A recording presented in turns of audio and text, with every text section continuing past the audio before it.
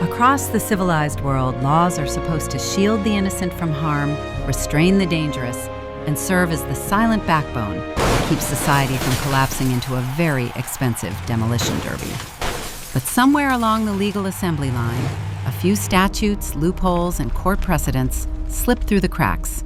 Rules so baffling, so backward, and so unintentionally generous to criminals that you'd swear a prankster had hijacked the drafting committee. These are the laws that allow burglars to sue homeowners for injuries sustained during break-ins, the clauses that let thieves claim emotional damages, and the procedural tricks that erase confessions simply because someone forgot to check a bureaucratic box. In a system designed to deliver justice, these oddities operate like hidden trapdoors, ones that don't catch criminals but cushion their fall. Most citizens assume the law behaves like a stern parent, firm, predictable, occasionally disappointed. But as we dig into the legal archives, we find moments where the law behaves more like a confused uncle who accidentally rewards bad behavior because he didn't read the instructions on the box. Across decades and across continents, well-meaning regulations grew strange appendages. Ancient laws never died, and modern courtrooms handed out rulings that seemed allergic to logic. Each example is real, documented, and still lingering in the files of a system that occasionally prioritizes procedure over reality, technicalities over truth, and due process over common sense. Today, we're opening a confidential report on the statutes that don't just fail to stop crime. They drag a chair over, offer it a blanket, and ask if it needs anything else. Fasten your seatbelts. Logic is about to die a spectacular death. 1. In several U.S. states, burglars who injure themselves while breaking into a home have successfully sued the homeowner for unsafe conditions. Courts ruled that property owners owe a duty of care to anyone on their premises, even uninvited criminals navigating through shattered windows. These cases hinge on technicalities that prioritize liability formulas over common sense. When your break-in ends with a cash settlement, the justice system starts to feel like an unintentional rewards program. 2. England once upheld a case where a car thief sued the vehicle's owner because the anti-theft device deployed too aggressively and startled him. The court debated whether protecting one's property should be allowed to inconvenience the person stealing it. Lawyers argued procedural ethics, while the victim sat there wondering how reality had become optional. In the end, the thief got compensation, proving that irony is apparently admissible in court. 3. In California, a shoplifter used a loophole to sue a store after security tackled him, claiming excessive force, despite video evidence of him stuffing merchandise into his jacket. The law required that even suspected criminals must be restrained with careful proportionality, a phrase vague enough to start philosophical debates. His injuries were minor, but his legal payout was not. Crime didn't pay, but civil litigation did. 4. In some European countries, if police enter a home without perfect procedural compliance, even when catching someone in the act, the evidence can be thrown out entirely. Judges defend this as protecting citizens from abuse of power, but criminals treat it like a technical scavenger hunt. One missing signature can dismantle an entire prosecution. It's less justice served and more paperwork wins again. 5. In the United States, identity thieves have successfully invoked privacy protections to block victims from accessing information about how their identities were used. The law protects personal data so aggressively that even stolen personal data remains shielded. Victims end up locked out of the crimes committed against them, while the perpetrator hides behind confidentiality clauses. It's privacy theater at its most inconvenient. 6. In Canada, a burglar once sued a family after tripping over their kids' toys during a break-in, claiming the clutter was hazardous. The judge entertained the case because liability law technically applied to anyone on the property. The family watched the proceedings like hostages to absurdity. Criminals shouldn't get participation trophies, but here we are. 7. In certain U.S. jurisdictions, drug dealers can sue customers for failing to pay because contract law doesn't automatically void illegal transactions unless contested.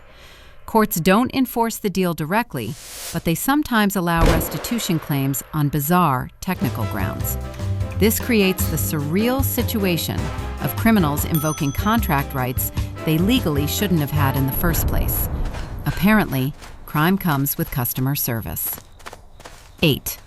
In parts of Australia, trespassers injured while fleeing from police can sue the government if the area they ran through wasn't properly maintained. The logic? Public land must be safe for everyone, including those running from law enforcement. Officers must document terrain conditions as if chasing criminals through a botanical garden. It's hard to uphold justice when the shrubbery becomes evidence. 9. In the United Kingdom, a man who broke into a home with a knife sued the homeowner for assault after being hit with a cricket bat. Prosecutors argued the homeowner used disproportionate force, sparking nationwide outrage. Though the burglar lost eventually, the fact the case progressed at all highlighted the absurd fragility of legal interpretations. Sometimes the law protects criminals from physics. 10. In some U.S. states, police cannot use evidence found in a suspect's trash unless they follow strict collection protocols, even though the suspect literally threw the evidence away. Defense attorneys argue privacy lingers until the trash truck arrives, creating a bizarre limbo where discarded items are both abandoned and protected. Criminals exploit this gap with almost artistic precision.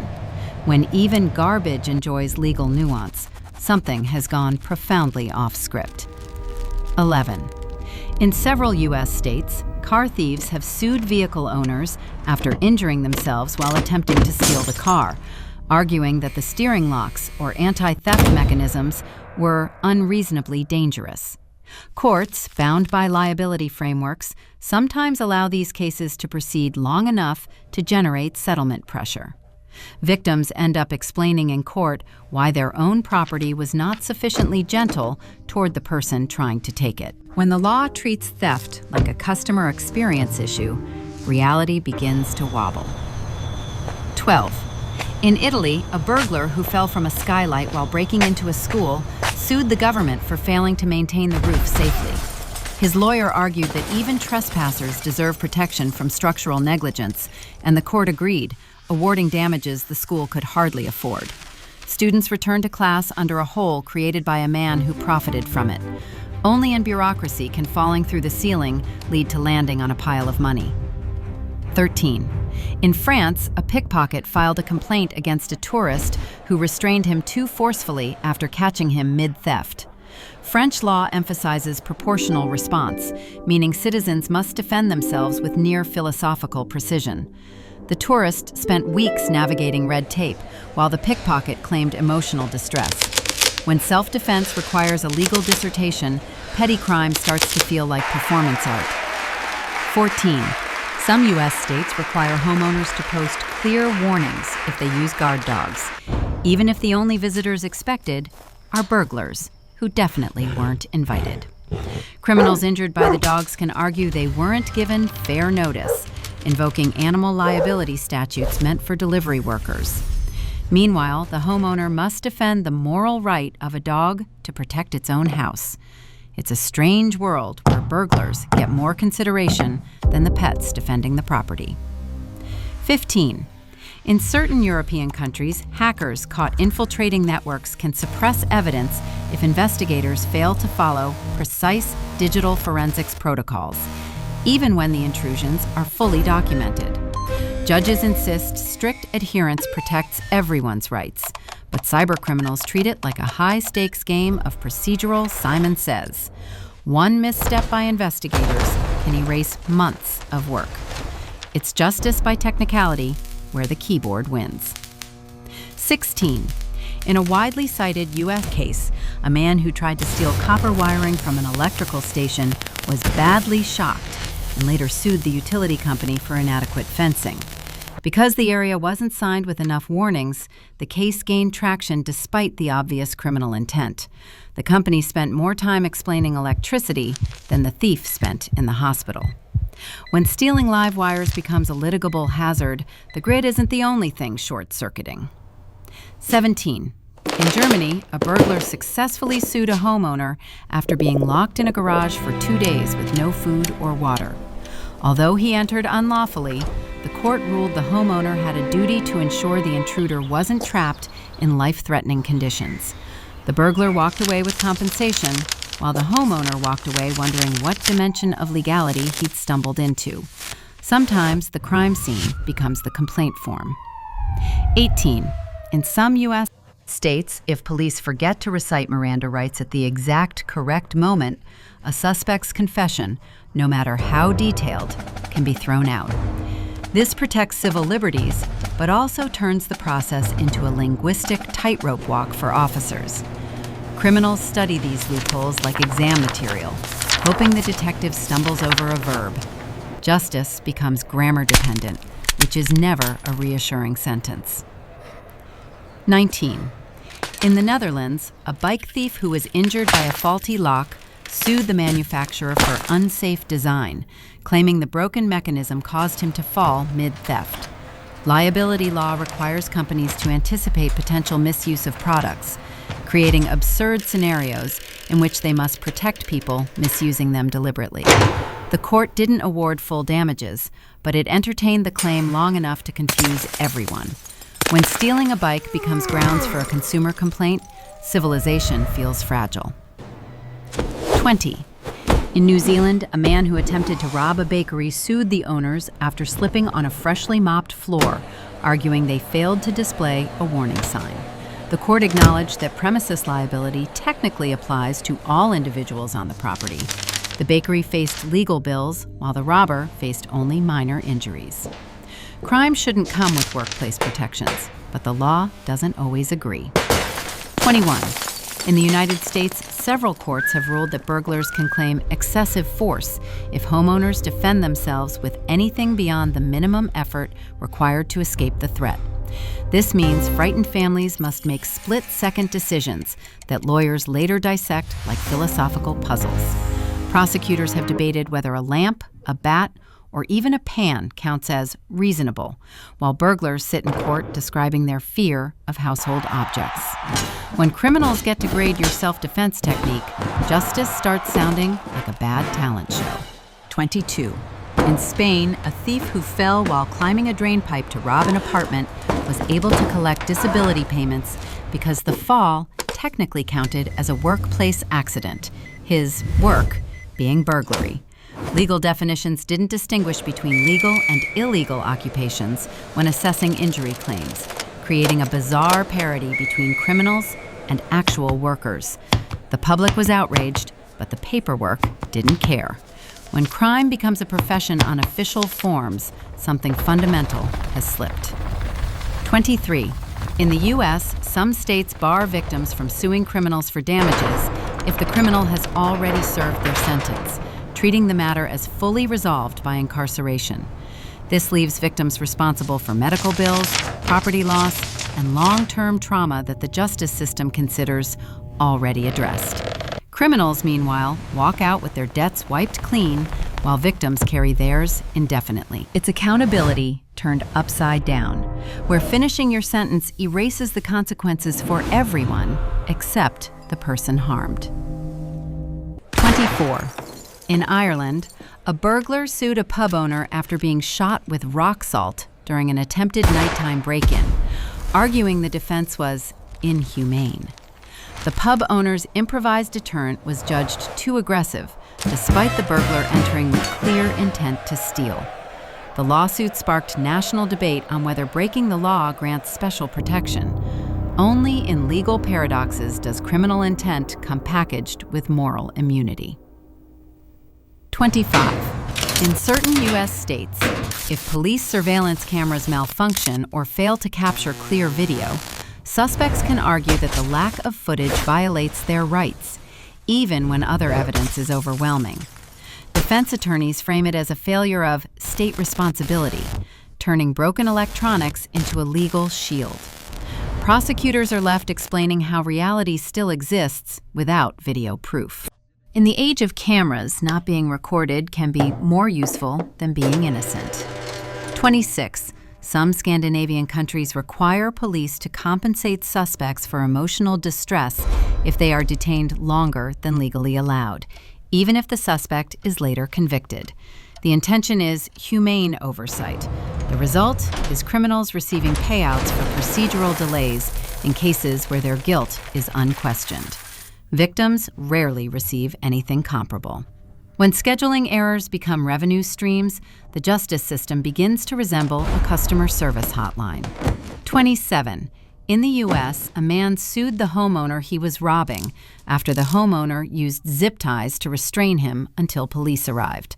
Lawyers argued that improvised restraints were untrained methods, making the homeowner technically liable for any bruising.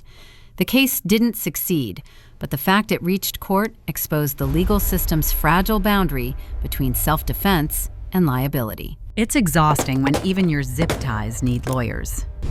28. In Japan, a convicted stalker sued his victim for emotional harm after she moved houses to avoid him, claiming her relocation caused him distress and disrupted his routine. While the case was dismissed, it forced courts to address whether avoiding danger could be considered harmful to the person creating the danger. The absurdity became a cultural talking point. When victims must consider the feelings of their pursuers, logic has clearly resigned. 29. In the U.S., some state laws allow criminals to profit from selling their crime stories, unless victims actively challenge the earnings under Son of Sam statutes. This means the burden falls on victims to monitor book deals, film rights, and interviews, or risk watching offenders get paid for narrating their own wrongdoing. The legal loophole turns infamy into an asset class. When storytelling becomes more lucrative than rehabilitation, something is deeply off-key. 30. In the United Kingdom, a burglar successfully appealed his sentence after claiming that prison food violated his human rights due to dietary restrictions he never disclosed prior to arrest. The court granted accommodation and reduced his sentence, prompting public outrage. Victims watched as the man who ransacked their home received menu upgrades. Only in modern jurisprudence can lunch determine liberty. 31. In the United States, a bank robber once sued the bank he attempted to rob, claiming that the teller should have known he was not in the right state of mind and refused to hand over the cash. His attorney argued that the bank's compliance with the demand note enabled the crime and contributed to his emotional instability. The case made it far enough into the system to require an official dismissal. When criminals expect customer service level intervention during a robbery, the law starts sounding like satire. 32. In Sweden, a burglar who fell asleep while robbing a home later sued the homeowners for returning and startling him awake, claiming the shock caused a back injury. Swedish courts briefly entertained the complaint due to national standards on safety and occupant responsibility. The homeowners were forced to defend their right to enter their own house without warning intruders first. When waking up a thief becomes a potential liability, sleep is no longer the strangest part of the crime. 33. In some U.S. states, DUI suspects have argued, and occasionally succeeded, that their charges should be dropped if the breathalyzer machine wasn't calibrated within a precise time frame, even when their blood alcohol levels were obviously high.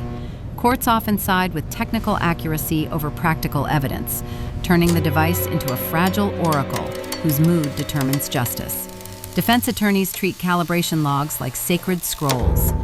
When a machine's routine maintenance outweighs public safety, the system feels programmed for absurdity. 34. In Belgium, a man convicted of burglary sued the homeowner for using motion-activated sprinklers, claiming the unexpected burst of water caused him to slip and injure his shoulder. Liability law required the court to assess whether the sprinkler constituted a hazard to unanticipated visitors. The hearing sounded like a weather report gone wrong. When burglars start critiquing landscaping, legality becomes horticultural comedy. 35. In the U.S., some defendants have used a loophole, allowing them to cross-examine victims directly if they choose to represent themselves, forcing victims to face their assailants in court. Though technically a constitutional right, it has led to traumatic confrontations where criminals interrogate the people they harmed. Judges can intervene, but the loophole remains a procedural relic. When justice permits psychological ambushes, the courtroom becomes a theater of discomfort. 36. In Germany, a thief successfully sued police for property damage after officers broke his lockpick set during arrest. The court acknowledged that, although the tools were used illegally, they were still his possessions and deserved reasonable care. The ruling sparked national confusion about protecting criminal toolkits. When burglary equipment gets more sympathy than victims' belongings, judicial priorities start looking avant-garde. 37.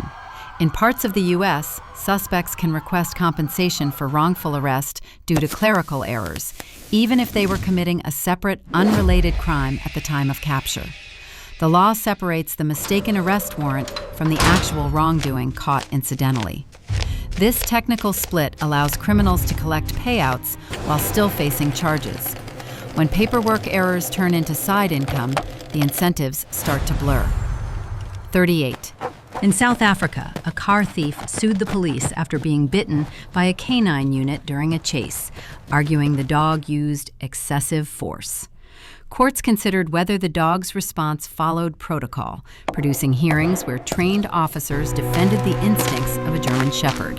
The thief limped away with medical coverage. When dogs must justify their enthusiasm, jurisprudence has wandered off-leash. 39. In the U.S., some states require that criminals injured while evading police, by jumping fences, tripping over curbs, or crashing stolen vehicles, receive full medical treatment funded by taxpayers, regardless of circumstances. The policy intends humane treatment, but often leaves victims footing their own bills. The contrast is hard to ignore. When fleeing the law guarantees better benefits than obeying it, the system starts looking upside down. 40.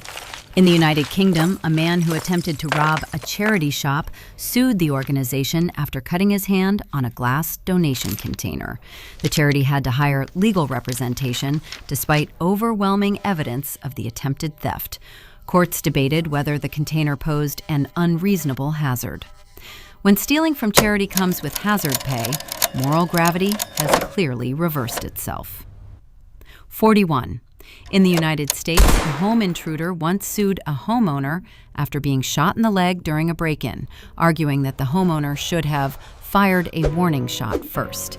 His lawyer framed the injury as a failure of graduated response, as if burglary came with an etiquette guide. The case dragged on long enough to cost the homeowner thousands in legal fees, despite the intruder's clear intent to commit a crime. When defending your own house must be done with theatrical choreography, justice stops feeling like justice. 42. In Denmark, a man caught stealing bicycles sued the police for emotional trauma after officers chased him on foot for several blocks. He claimed the pursuit was psychologically aggressive and worsened his anxiety, prompting an official inquiry into acceptable chase procedures. The police were forced to justify why running after a fleeing criminal was necessary. When criminals demand gentler pursuit options, law enforcement begins to resemble a customer support department. 43.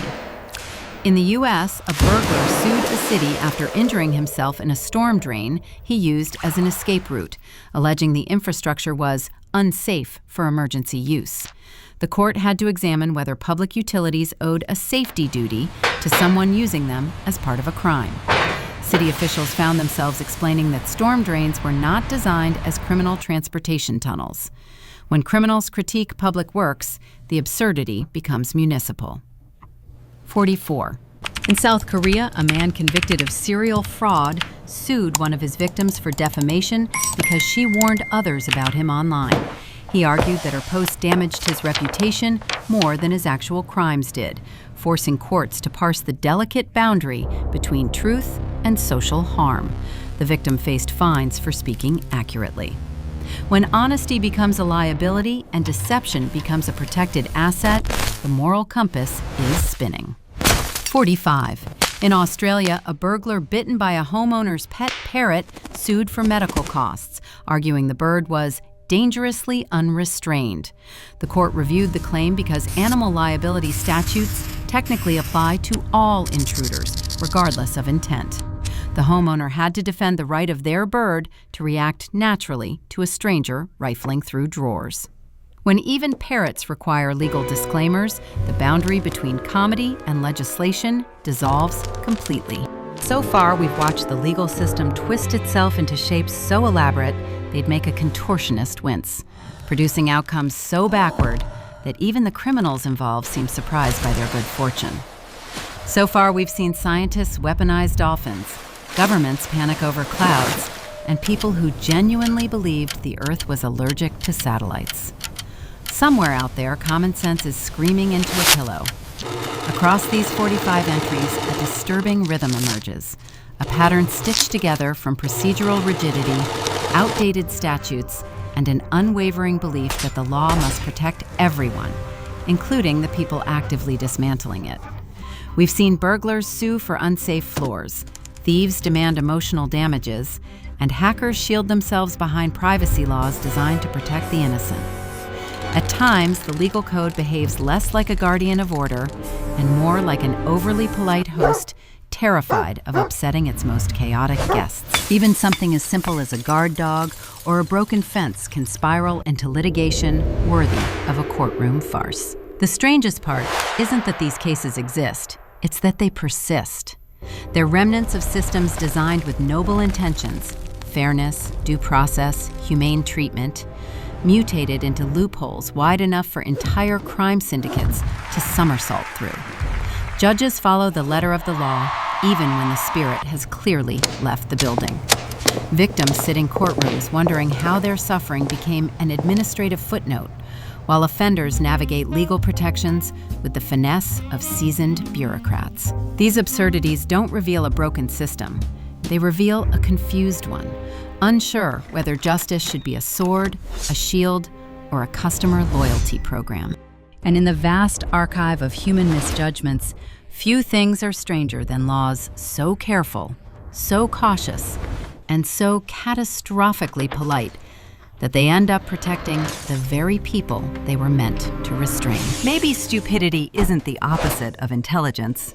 It's what happens when intelligence goes unsupervised. And nowhere is that more painfully visible than in the labyrinth of laws meant to protect society, but occasionally end up shielding the very people tearing at its seams. These cases don't just expose unusual legal quirks. They reveal a deeper contradiction inside modern justice.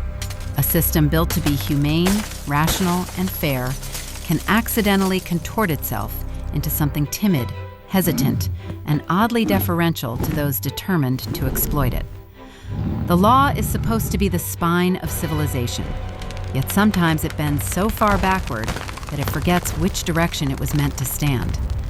What makes these stories more unsettling than funny is how universal the pattern is.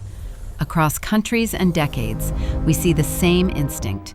Safeguard rights so thoroughly that even bad actors inherit protections they were never meant to enjoy. Prosecutors navigate a minefield of technicalities, victims navigate a maze of red tape, and criminals navigate the whole system with the confidence of frequent flyers who know exactly which procedural shortcuts lead to unexpected upgrades. Justice isn't blind, it's distracted, overworked, and occasionally too polite to say no. We always reach for the impossible, but sometimes it's because no one stopped to ask if we should. That's how good intentions morph into legal curiosities, how procedural fairness becomes a loophole, and how compassion, without boundaries, turns into a tool for those willing to stretch it past recognition. The real tragedy isn't that these laws exist.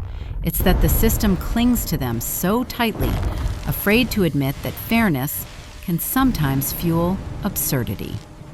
This has been The Absurdist Files, where logic takes a vacation and reality writes the jokes.